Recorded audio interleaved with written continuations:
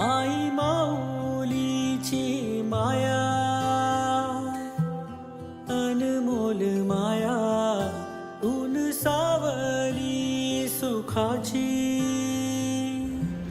ममतेची छाया.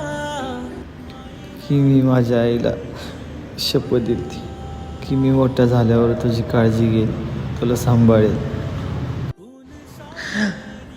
मी माझ्या स्वतःची काळजी घेऊ शकत नाही, तर आईची कशी घेणार.